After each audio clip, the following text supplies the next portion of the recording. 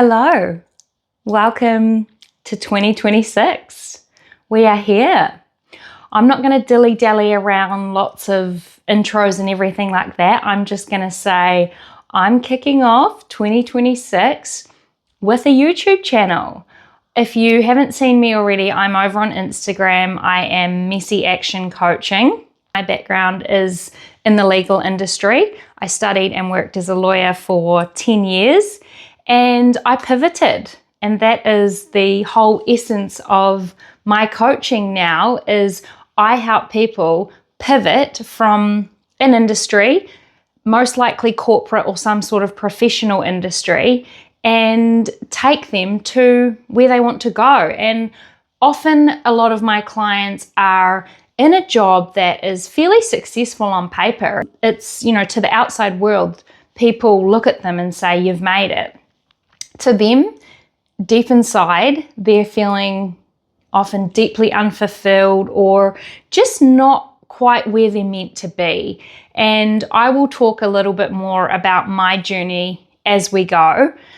But I just wanted to kick off with a really quick chat with something that has been coming up or I've been hearing a lot of. And I had one particular conversation with someone that sparked this chat, and I thought I'm gonna kick off my first YouTube clip to talk about this. And it's this idea of, in the coaching world, we call it all or nothing thinking.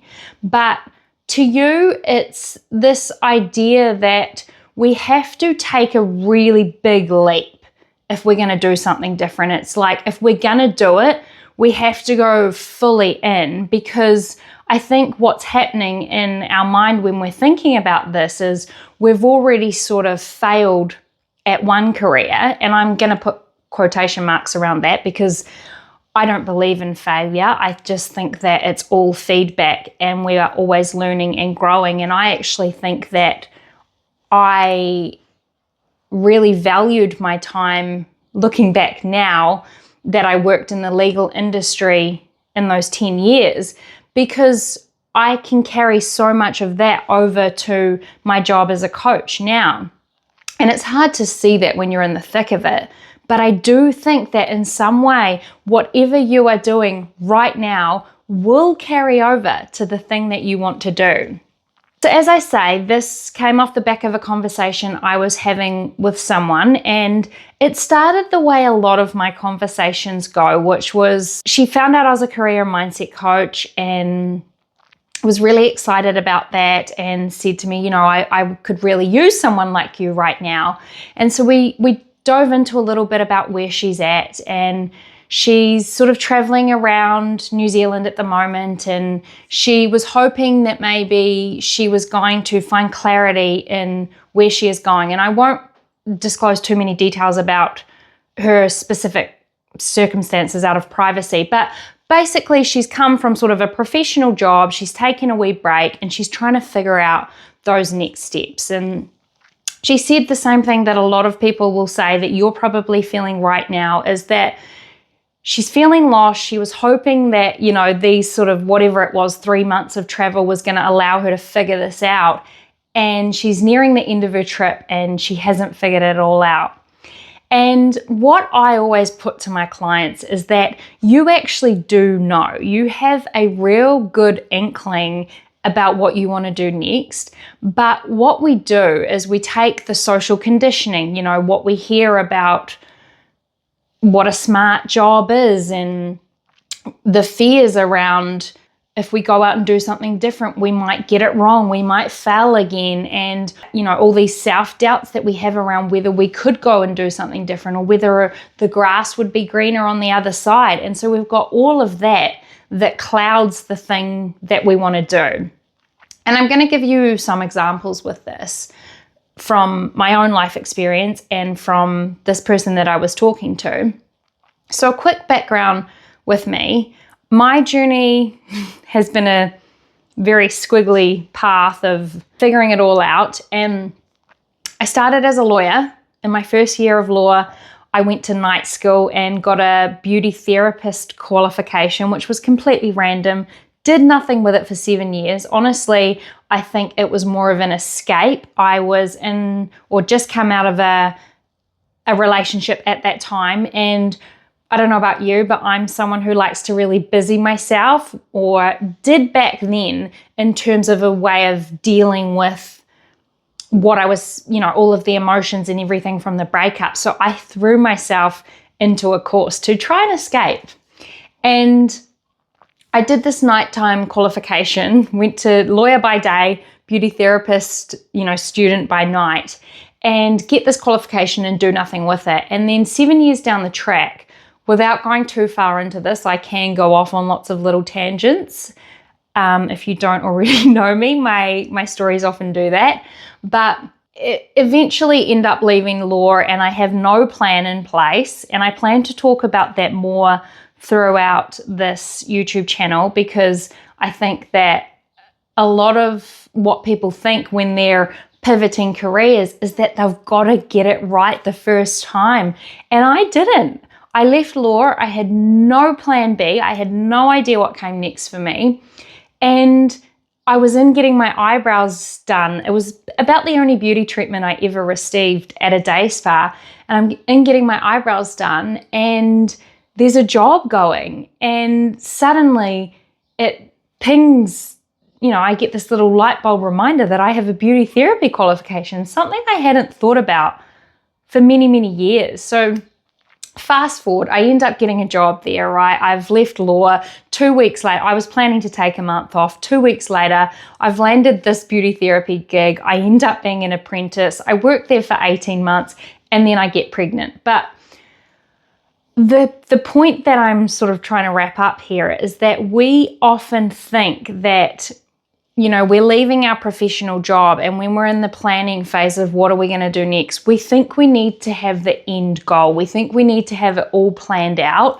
And in reality, in real life, it's just not the way it goes. It just doesn't happen like that. And if you get it all figured out from the start, that's amazing. But I think that the irony in it all is that you actually figure out the pieces as you're doing it. So as I was, studying and working as a beauty therapist, I was almost, I don't want to say coaching, because there's a professional boundary as a beauty therapist, but I was already deep into a lot of my own coaching, and I was almost testing out things on my clients. And it was an introduction away from corporate law, legal industry work, into wellness industry. And it really gave me a taster of where I wanted to go. And this really rung true for this person I was speaking to as well, because when we started the conversation, she was telling me about how, her background is in teaching. And so she's done teaching all her life, but she had no idea what came next. And when we actually dug into some of her interests, we came out with 2 potential business opportunities that she would love to dive into.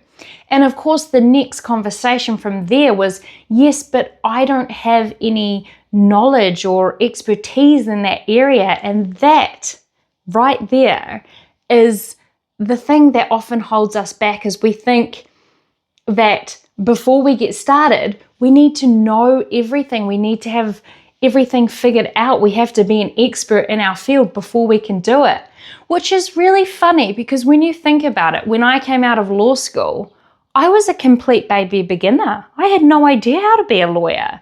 You think that law school would set you up for being a lawyer?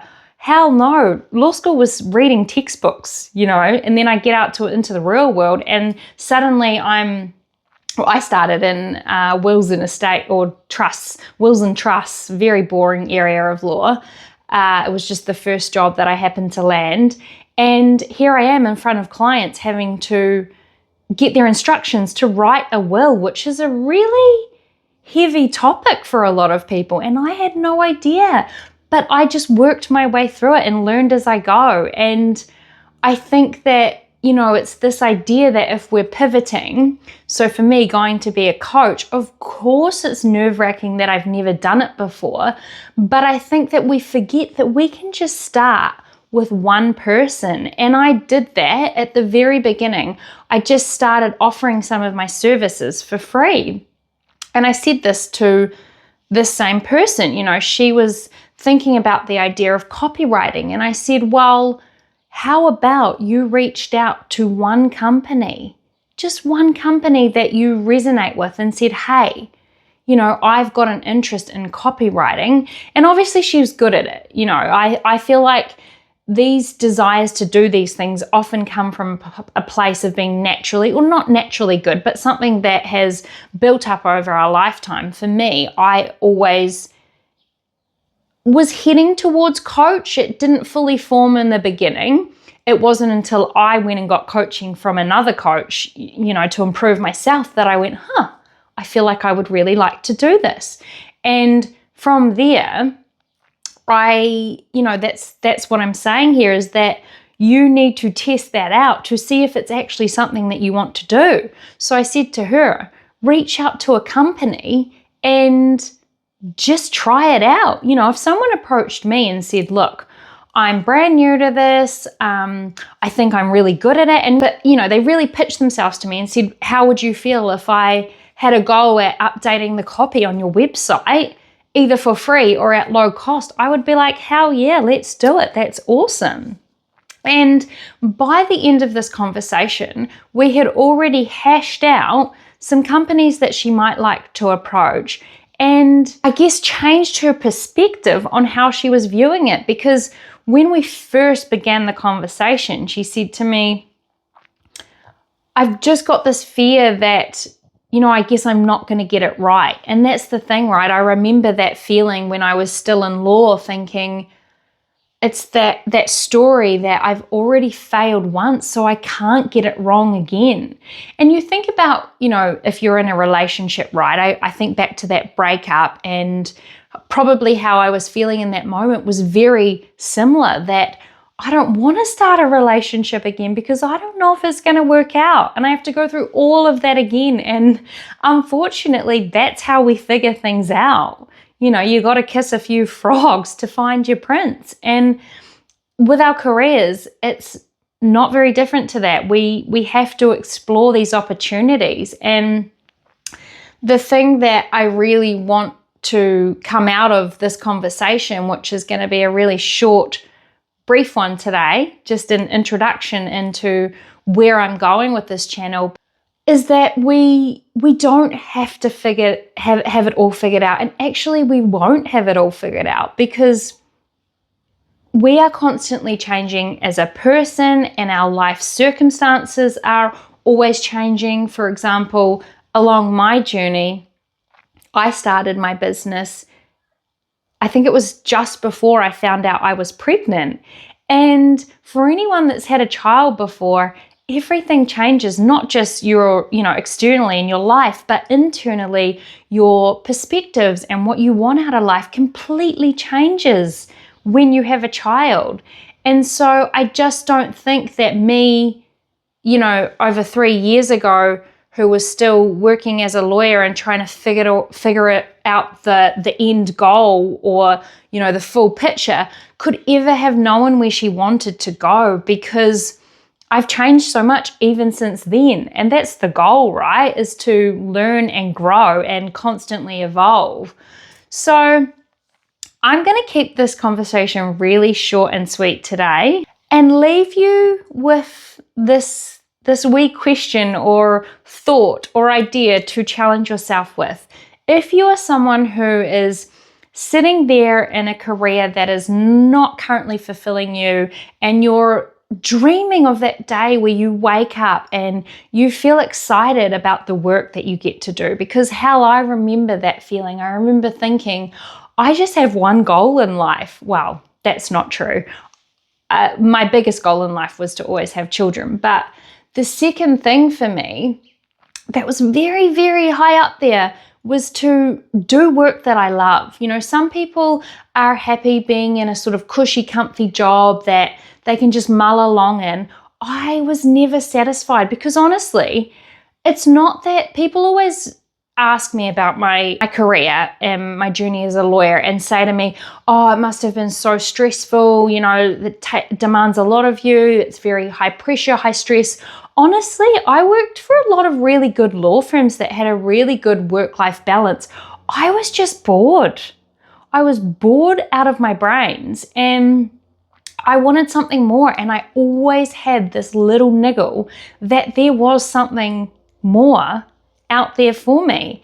And it wasn't until I allowed myself to start to explore that and start to become okay with the fact that I might not get it right the first time round. And I made peace with that idea so strongly that I said to myself, if I end up working in a supermarket before I figure out my next step, I'm okay with that. Like, I got to that point, and I mean no disrespect to people working in supermarkets.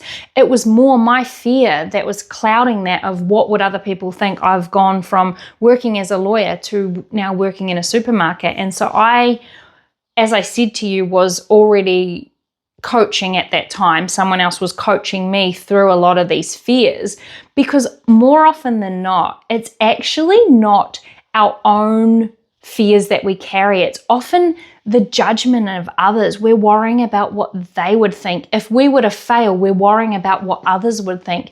More often than not, it's actually not ourselves. You know, I thought about it and I thought, how would I actually feel if no one else was watching, if no one else could see what was happening? How would I feel? And I was like, actually, I would feel quite okay. You know, if I went and worked in a supermarket, I'd kind of be okay with that. It's not until we start thinking, oh, but what would my mum think? What would my dad think? What would Aunt Mary think? And we start making up these stories. So I just want to wrap up by saying thank you for listening. This is a very short clip today, and to give you a bit of insight on where I want this podcast to go, it's really to have these conversations about where you might be at the moment and where you might be tripping yourself up or keeping yourself stuck, and how you can really change your perspective so that you can see things differently and perhaps maybe start testing the waters on something that you want to do, as opposed to staying stuck and staying where you are because of the fear of what other people will think, or the fear that you might get it wrong, or, you know, all of the social conditioning around where you should be at this point in your life, because obviously age is a factor as well, and we've got all of these things to consider.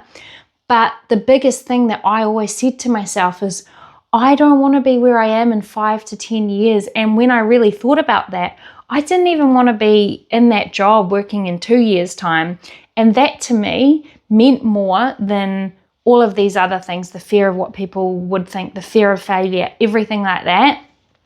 The fear of staying where I was outweighed that. And I think when you get to that place, that's when you start to go, okay, this is how I feel, so something needs to change. And I'm here to help you make that change. So thank you for tuning in and listening, and I can't wait to go on this journey with you.